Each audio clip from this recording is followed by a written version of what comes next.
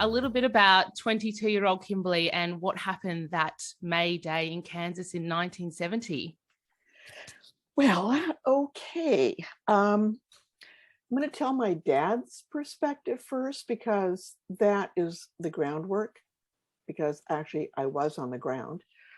But I was at the Department of Motor Vehicles in Shawnee Mission, Kansas, in the United States. And I was leaving with my father, leaving the building, when I fell into and through his arms, according to him. I was dead weight already. He said a uniformed nurse was passing by. She ran over, determined I didn't have a pulse. I didn't seem to be breathing. In 1970, in that part of the country, just on the verge in the States of having a one system emergency response program in place, but it wasn't in place yet. So a call was made to the local volunteer firefighters, and a call was made to the closest hospital, which is about a 20-minute ambulance ride away after they got the call. Unknown when they got the call.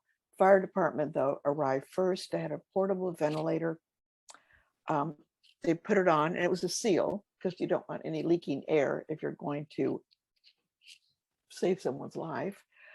But this was, according to my dad, a brand new portable ventilator. He watched them remove the plastic and hold it up, try to figure it out. They were not expecting a need for it at that moment, clearly, but they were doing such sincere work. My father was really not ever angry about what I'm about to tell you, but they applied the mask over my nose and mouth and turned it on. But this portable ventilator had two features: one to ventilate, which is what you want, but the other to vacuum, because sometimes there's a blockage in people's throats. That's why we tell children, don't run with candy. If it happens in a restaurant, it's called a cafe coronary. I mean, there's words for this.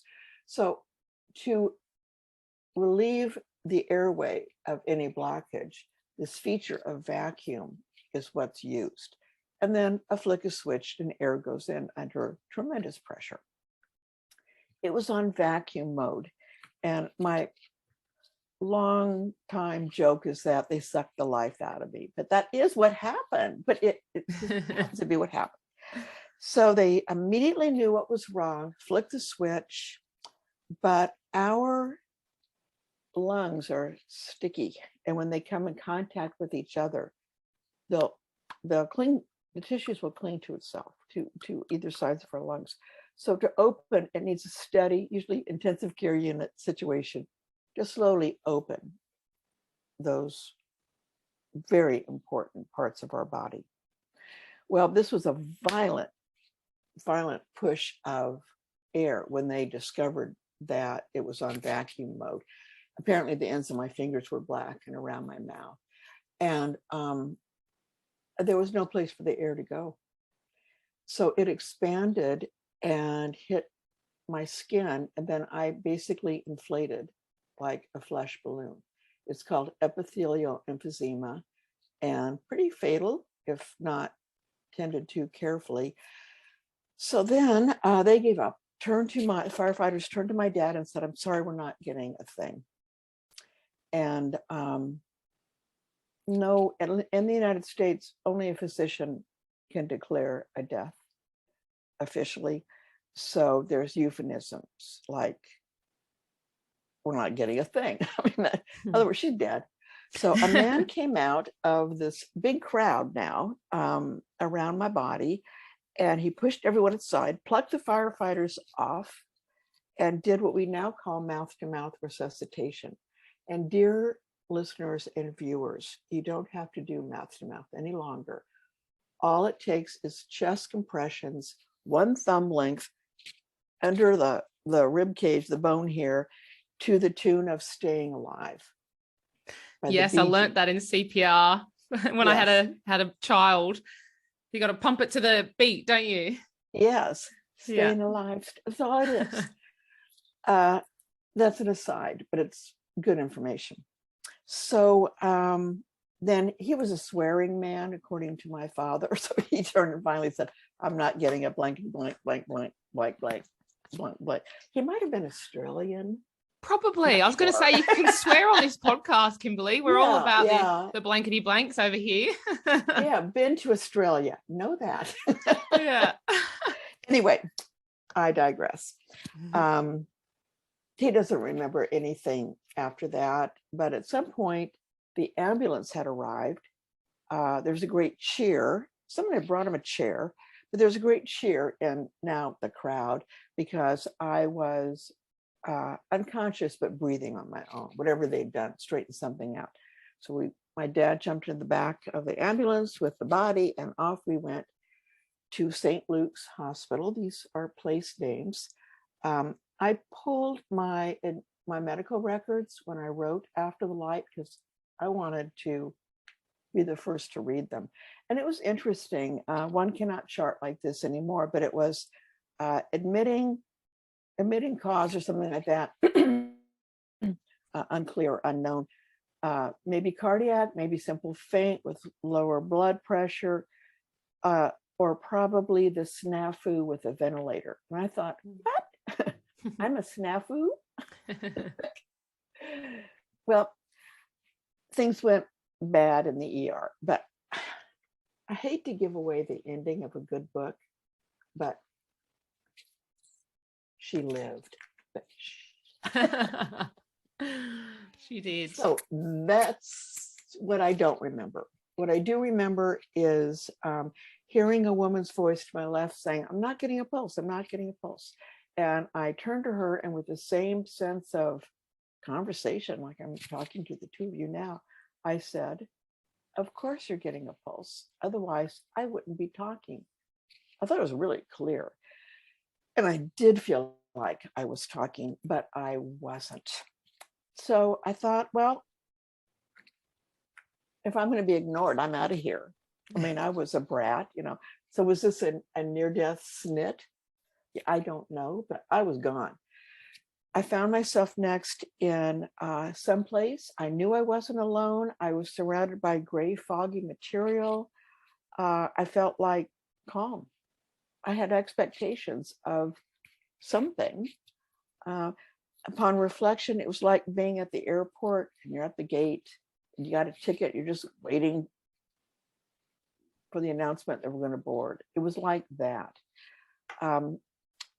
Then under me, and this is the problem with near-death experiences, is timelessness instead of linear time, and ineffability, meaning there are no words. So I'm telling you this about this event in a linear fashion, but it wasn't like that. And I have no words for what happened next, but except to say a huge bright light just exploded underneath me. And I said in my mind, if nothing else, homie home, which is what I later learned from my parents. Apparently I would say homie home when I was learning language, and we were headed back into our neighborhood and I was recognizing signs. And so I'd go, homie home, homie home. And for a parent, it was one of those bougie boo moments, but I don't remember saying that, but they do. And that's what I said in the presence of this tremendous light. It was brighter than a million suns. I've never seen a million suns, but again, I've been to Australia and that's pretty close.